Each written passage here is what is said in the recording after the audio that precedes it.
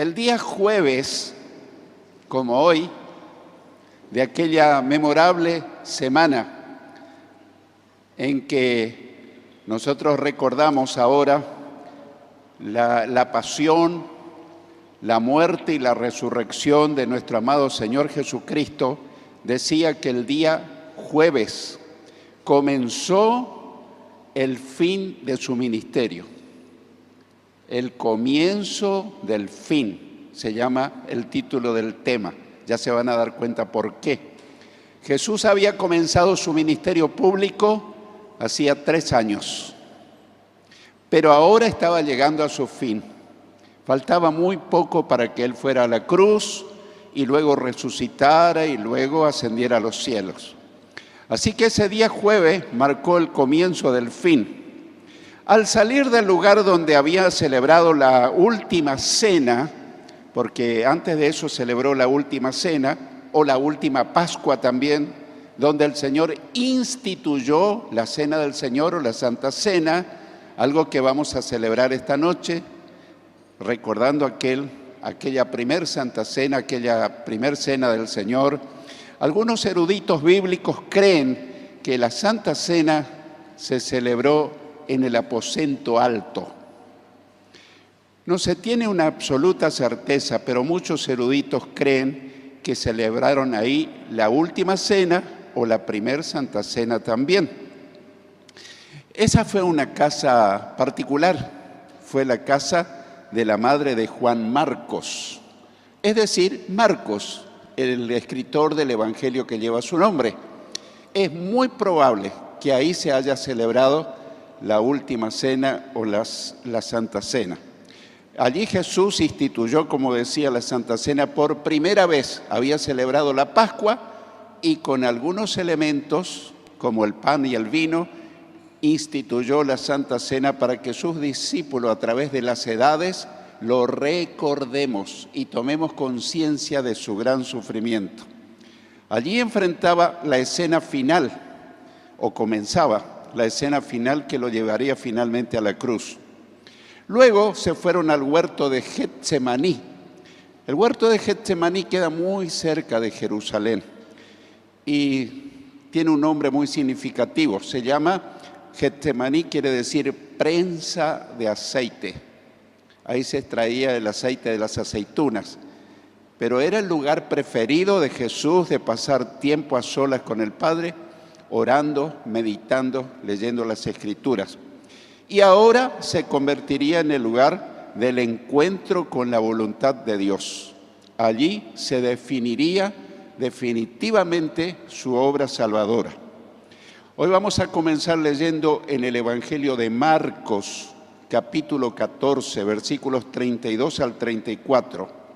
Marcos 14, 32 al 34, que dice: fueron a un lugar llamado Getsemaní y Jesús les dijo a sus discípulos: siéntense aquí mientras yo oro. Se llevó a Pedro, a Jacobo y a Juan y comenzó a sentir temor y tristeza. Es tal la angustia que me invade que me siento morir, les dijo. Quédense aquí y vigilen o velen, como dicen otras versiones. ¿Qué quiere decir? Manténganse despiertos y oren. Y ustedes saben que hay una conocida frase que dice: porque aunque el espíritu está dispuesto, nuestra naturaleza humana o la carne es débil. Es muy interesante lo que pasó esa noche en ese lugar.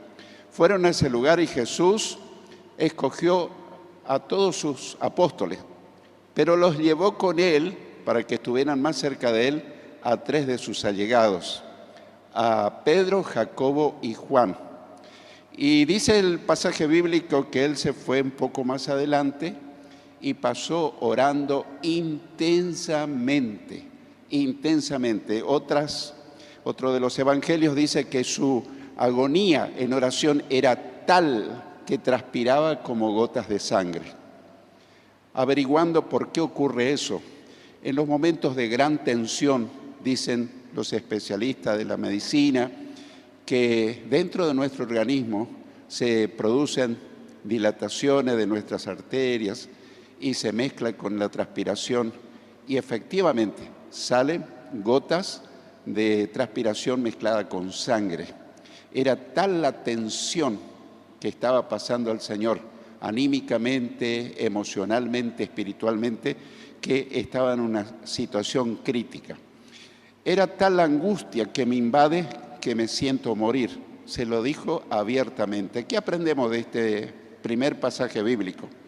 En los momentos más difíciles, Jesús pasó tiempo en oración. Y ahí tenemos la primer gran enseñanza. Yo no sé si todos nosotros, cuando pasamos momentos críticos en la vida, si pasamos mucho tiempo en oración. Conozco a hermanos en la fe que me comparten a veces sus crisis, sus dificultades. Y entonces le pregunto, ¿y estás orando más que nunca? No, pastor, me dice, desde que empezó mi crisis prácticamente dejé de orar. Y es el tiempo cuando más necesitamos orar. Claro, quizás no tengamos ganas de orar porque estamos tan preocupados por el problema, la angustia, la situación en que estamos viviendo. Pero el Señor nos dio un ejemplo que en los momentos más críticos Él se puso a orar. También aprendemos que en los momentos más difíciles Jesús buscó la compañía de los suyos. Él no se fue solo, los llevó a los más íntimos, esos tres que mencionamos, Jacobo, Pedro, Juan, y les pidió que no se durmieran, sino que oraran. A veces nosotros incurrimos en algún error en cuanto a esto. A veces en las crisis nos quedamos solos, no comentamos con nadie. Nosotros cargamos con esa ansiedad, con esa angustia, con ese problema y no lo podemos resolver. Y peor si no oramos. Hay otros que tienen otras actitudes.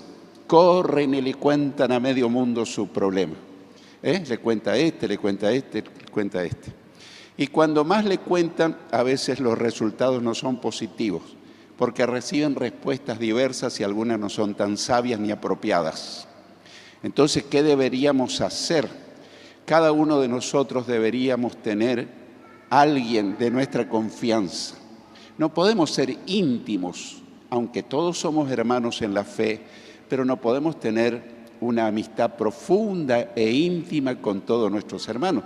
Pero tenemos que tener un círculo de 2, 3, 4, 5 personas con quienes compartir los momentos más críticos. No sé cómo te las arreglas en tus momentos íntimos.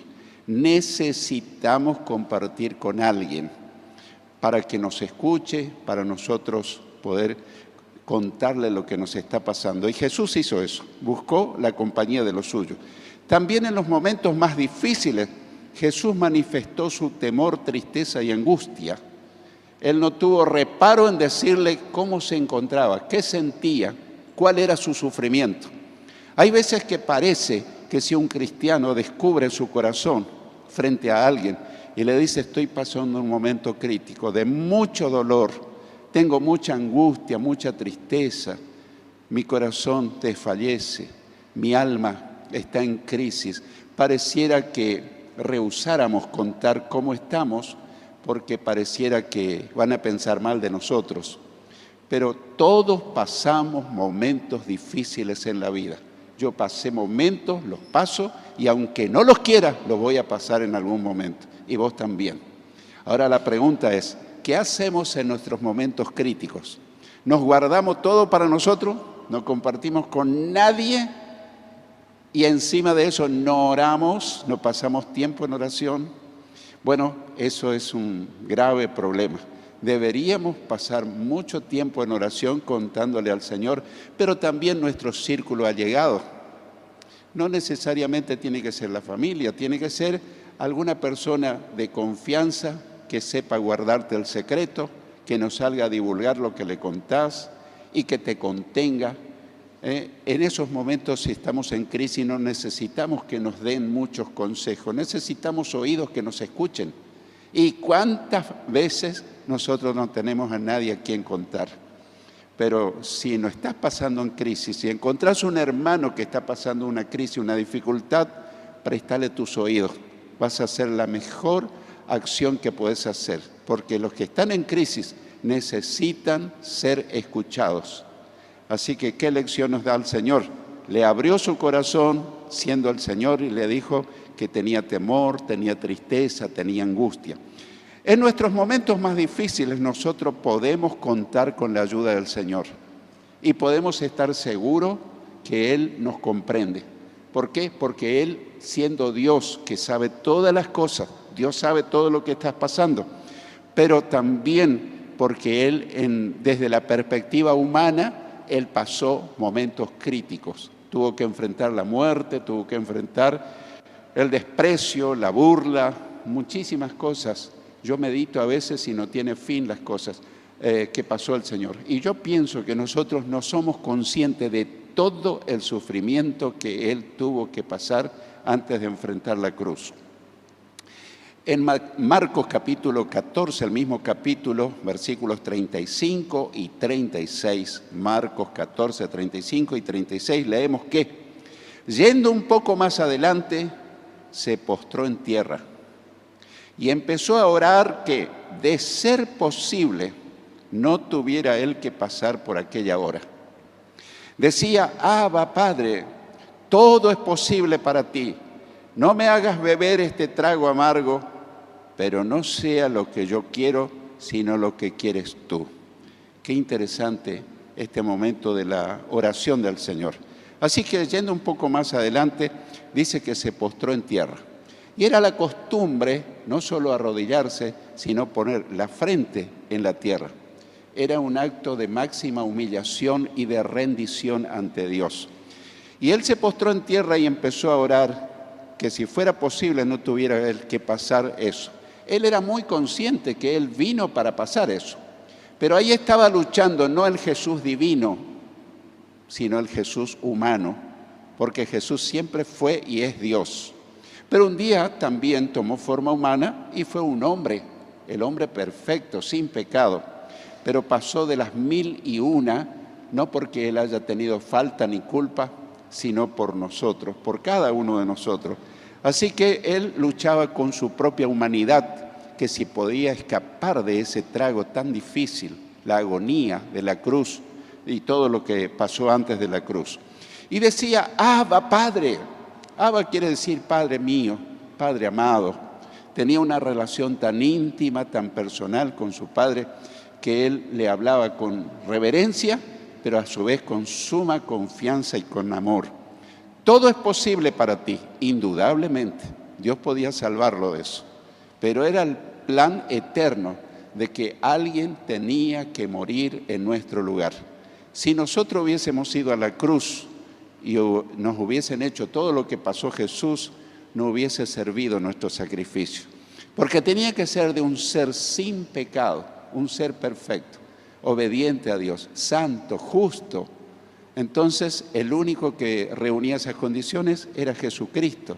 Así que Él, siendo inocente, santo, sin pecado, estaba enfrentando todos los cargos que a nosotros nos correspondían. No me hagas beber de este trago amargo, no me hagas pasar por esta crisis tan difícil. Pero qué interesante, que no sea lo que yo quiero, sino lo que quieres tú. Qué buena la decisión, porque a veces nosotros oramos y nos empecinamos que Dios haga lo que le pedimos. Pero qué bueno es aprender del Señor también, de poner de lado nuestra voluntad para que Dios cumpla su voluntad, su plan. Porque te puedo asegurar que el plan de Dios, el propósito de Dios es perfecto. La voluntad de Dios es santa, justa, perfecta, aunque a veces no la podamos entender. ¿Qué aprendemos de estos versículos?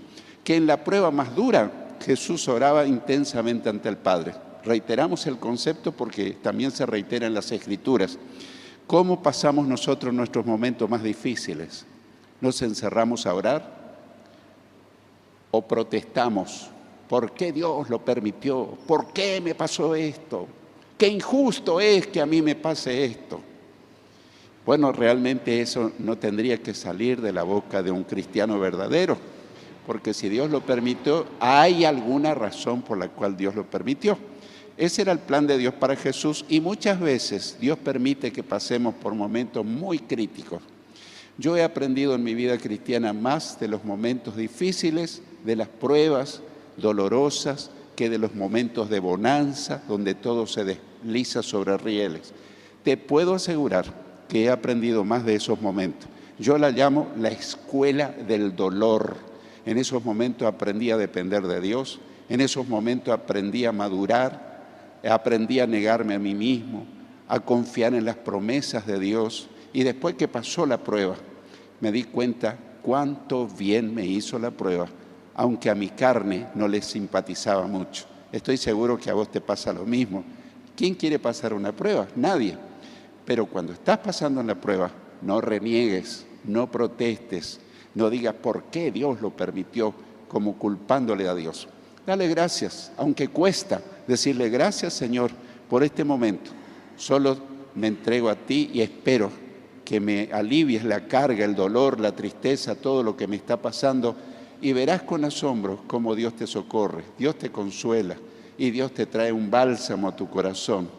Pero nosotros no fuimos hechos seguidores de Cristo para ser protestones, sino alabarle, darle gracias en todo momento, en las buenas y en las malas. Cuesta, ya lo creo, pero si nosotros nos proponemos e imitamos la actitud de Jesús, lo vamos a lograr y los resultados son extraordinarios. En la prueba más dura, Jesús luchaba con su humanidad. Yo no puedo decir que Jesús luchaba con su naturaleza pecaminosa porque no la tenía. Luchaba con su condición de ser humano limitada. Aunque era Dios, algo muy difícil para la razón y la lógica humana, era totalmente Dios, totalmente divino y totalmente humano. Pero Él en estos momentos no estaba luchando el ser divino, sino el hombre, el ser humano. Y Él luchaba con su humanidad.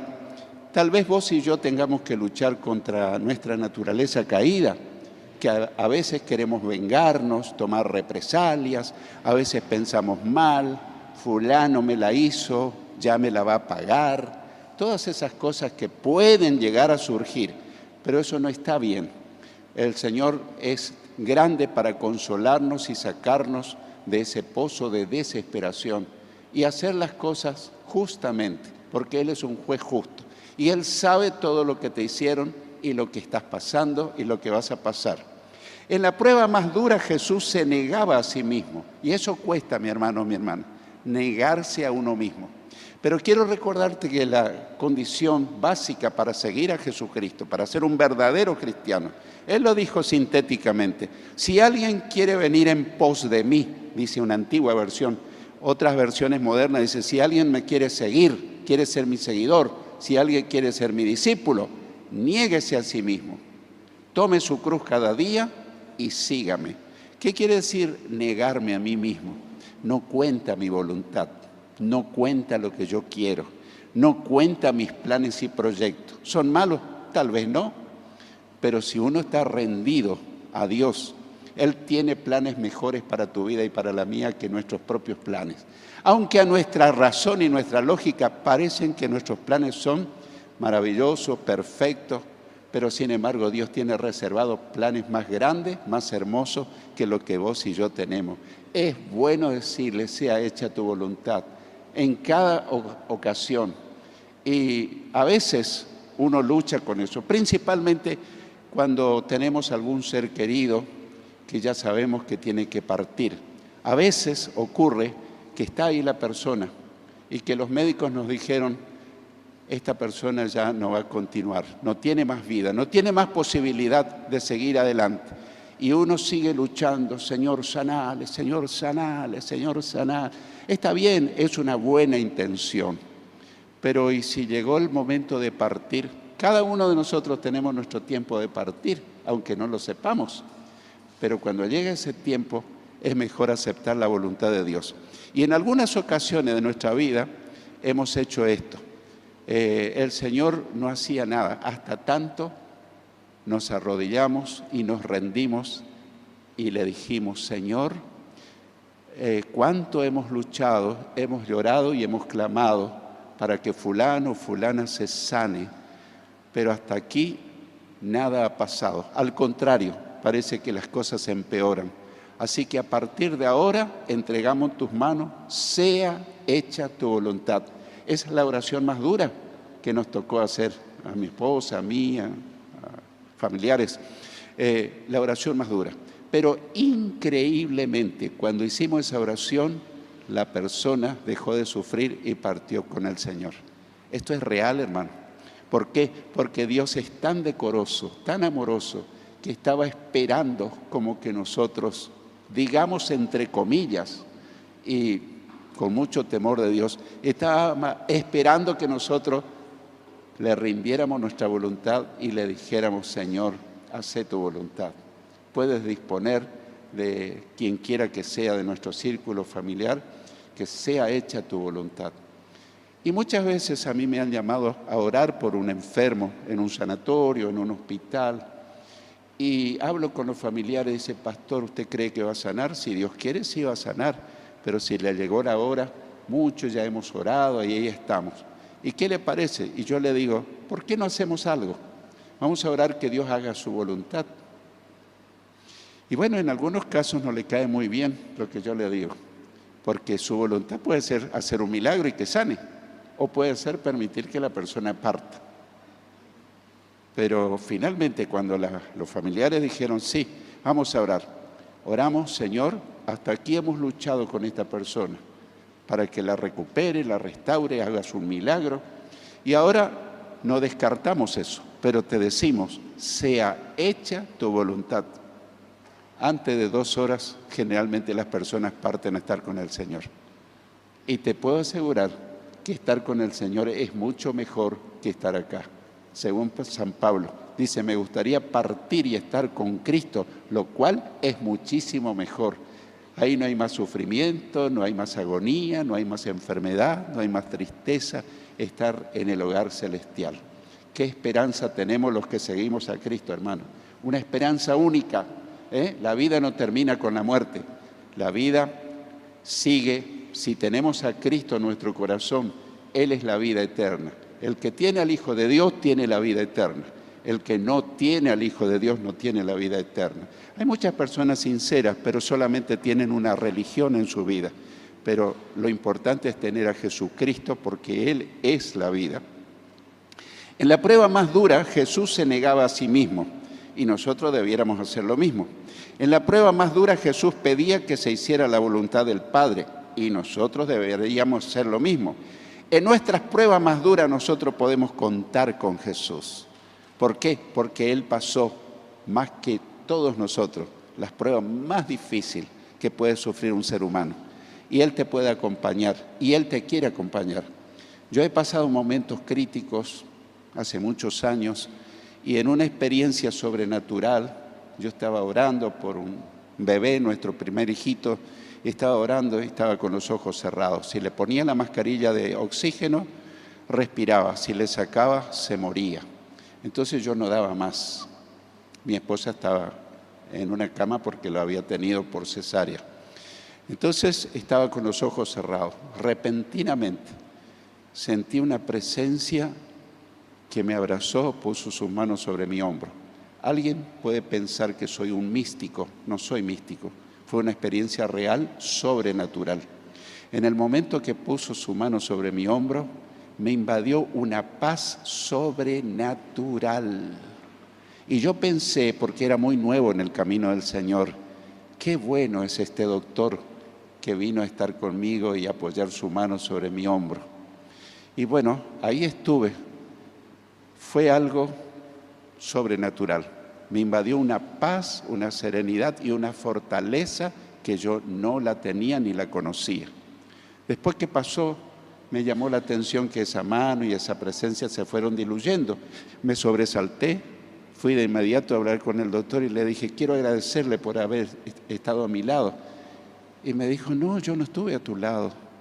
¿Y quién está en el sanatorio? Me dijo: nadie, absolutamente nadie. ¿Pero cómo es posible?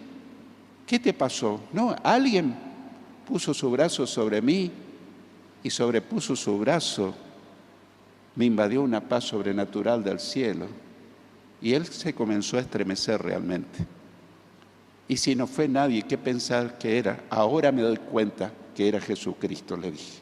Yo era muy nuevo, pero le di testimonio y le dije, ahora me doy cuenta y por eso yo le animo a creer en Él. Usted, si alguna vez pasa un momento crítico, Jesús va a estar a tu lado, no solo va a poner su mano sobre su hombro, sino que va a llenar su corazón de paz, de fe, de confianza, de esperanza. Él vive y Él está con nosotros esta noche. Y Él puede llenar tu corazón de paz, de esperanza, de fe, porque Él vino para ofrecernos paz, esperanza, fe. En Marcos capítulo 14, 37 al 38, Marcos 14, 37 al 38 dice: luego volvió a sus discípulos y los encontró dormidos. Simón le dijo a Pedro: ¿estás dormido? ¿No pudiste mantenerte despierto ni una hora? Vigilen y oren para que no caigan en tentación. El espíritu está dispuesto, pero el cuerpo, o la carne, como dice otra versión, es débil. Conocemos mucho ese pasaje. En su momento más crítico, Jesús tuvo que pasar solo. Él estaba solo. Sus amigos, sus allegados, estaban durmiendo. Quiero decirte algo. No esperes ni tengas grandes expectativas de algunas personas, porque cuando más grande es la expectativa y no se cumple tu expectativa, más grande va a ser tu decepción o tu desilusión. Y te vas a sentir frustrado y amargado y vas a empezar a quejarte. Pero ¿cómo no me acompaña? ¿Pero cómo no me vienen a ver? ¿Pero cómo? ¿Pero cómo? ¿Pero cómo? No te hagas una gran expectativa de los seres humanos. Maldito el hombre que confía en el hombre, pero bendito el hombre que confía en el Señor. El Señor va a estar a tu lado. Y no siempre, porque a veces hay familiares, amigos, hermanos que van a estar a tu lado, pero otras veces no, y vas a estar solo. Y ahí tenés dos opciones: renegar contra la vida, renegar con quienes supuestamente deberían estar cerca tuyo y no lo hacen, renegar con quienes supuestamente deberían llamarte y no te llaman. Bueno, no te hagas expectativas de la gente, hacete expectativa del Señor, porque Él nunca te va a fallar. Él va a estar a tu lado, te va a acompañar, te va a consolar, te va a fortalecer. No estoy generalizando, porque hay familiares, amigos, hermanos que son muy fieles. En los momentos de dolor están ahí, al pie del cañón, para acompañarnos. Pero a veces de quien más esperamos es de quien menos recibimos. ¿Te pasó alguna vez? Bueno, no quiero exponerte, pero ¿quién no lo pasó? Yo lo pasé, estoy seguro que vos lo pasaste. En su momento más crítico, Jesús no contó con sus discípulos. ¿Viste? Quedó solo, y Él quería que lo acompañaran. En su momento más crítico, Jesús seguía motivando a sus discípulos. Todavía siguen durmiendo, oren, oren. Esto me hace acordar del apóstol Pablo, que desde la prisión escribió muchas cartas llevando ánimo a las iglesias. Por ejemplo, la carta a los filipenses se la conoce como la carta del gozo, la carta que lleva esperanza. Regocíjense en el Señor. Otra vez les digo, regocíjense en el Señor. Y si uno no sabe, iba a pensar, o vamos a pensar, que él estaba en el mejor momento de su ministerio. Él estaba preso. Quiere decir que él no permitía que las circunstancias influyeran sobre su vida. Él dependía del Señor. Hermanos, debemos aprender a depender del Señor y no de las circunstancias, ni de los parientes, ni de los amigos, ni de los hermanos. Si vienen en auxilio nuestro, gloria a Dios. Si no vienen, hay alguien que viene y que es fiel, se llama Jesucristo, el Hijo de Dios. Gloria a Dios. Amén. Así que nosotros podemos tener la compañía de Jesús siempre. Él dijo: yo estaré con ustedes todos los días hasta el fin de los tiempos. En Marcos capítulo 14, versículos 39 al 42 dice: una vez más se retiró e hizo la misma oración. Cuando volvió, los encontró dormidos otra vez, porque se les cerraban los ojos de sueño. No sabían qué decirle. Al volver por tercera vez les dijo: ¿siguen durmiendo y descansando? Se acabó, ha llegado la hora. Miren, el Hijo del Hombre va a ser entregado en manos de pecadores. Levántense, vámonos, ahí viene el que me traiciona. Bueno, quiero aclarar algunas cositas para los que leen una sola versión, que es la Reina Valera 60. Hay una traducción que no es muy correcta. En el versículo 41, esta versión dice que al volver por tercera vez les dijo, ¿siguen durmiendo y descansando? ¿Qué le dijo la vez anterior? Las veces anteriores, no duerman, velen, oren. Y la Reina Valera 60 dice, dormid ya y descansad. Y a continuación dice, levantaos, vamos de aquí. ¿Cómo entendemos? ¿Le manda a dormir o le manda a levantarse? Hay una contradicción. Indudablemente es un error de traducción, porque en la mayoría de las versiones dice como dice esta. Todavía siguen durmiendo y descansando. Ya me están por tomar prisionero y ustedes todavía siguen. Pero levántense, vámonos de ahí, viene el que me traiciona. En su intensa lucha espiritual Jesús tuvo que hacerlo solo. En su intensa lucha espiritual Jesús insistía en orar al Padre. En su intensa lucha espiritual Jesús enfrentó la traición de Judas. Hay un eslogan muy común, de Guatemala a Guatepeor. Sobre llovido, mojado. Todo lo que estaba enfrentando y encima la traición de uno de sus propios apóstoles. En nuestras intensas luchas espirituales nosotros podemos recibir la victoria de Jesús porque Él vive para siempre y Él quiere estar con nosotros y está, pero lo importante es que esté dentro nuestro, porque no es lo mismo tener un medicamento en la mesita de luz que ingerirlo y que corra por nuestro torrente sanguíneo. No es lo mismo creer en un Jesús histórico que en un Jesús que vive en mi corazón, en mi alma, en mi espíritu. Y eso puede ocurrir esta noche.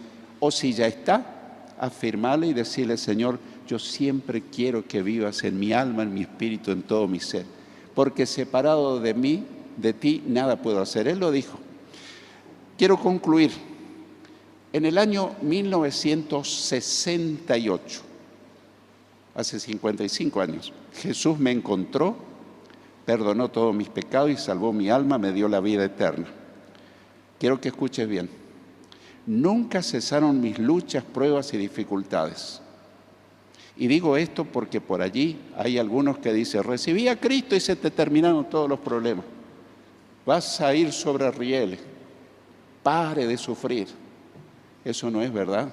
El cristiano sufre quizás más que otras personas, porque tiene a veces, le llevan la contra a los familiares, los seres queridos, se desata un vendaval de problemas. Yo lo tuve, pero el Señor me sostuvo. Nunca cesaron mis luchas, pruebas y dificultades. Al contrario, se hicieron más intensas. Pero la diferencia está en que antes luchaba solo y siempre terminaba perdiendo. Pero desde entonces recibo la ayuda y victoria de Cristo a mi favor y siempre termino ganando. Con Cristo somos más que vencedores. Esta noche Él te quiere dar la victoria. Jesús dice, separados de mí nada pueden hacer, pero si permanecen unidos a mí y si obedecen mis palabras, pidan todo lo que quieran y les será hecho. Capítulo 15 del Evangelio de San Juan, versículos 5 y 7. Jesús está con nosotros y quiere estar reinando en tu corazón. Yo no sé si Él vive, si ocupa el primer lugar en tu escala de valores, pero si no ocupa el primer lugar o si no está directamente, Él te dice, si me recibís en tu corazón o me das el lugar que yo quiero, el primer lugar en tu escala de valores, yo te voy a dar consuelo, fortaleza, compañía, te voy a dar todo lo que necesitas y a pesar de los problemas vas a salir en victoria. Que el Señor nos ayude. El que tenga oídos para oír, que oiga lo que el Señor nos está hablando.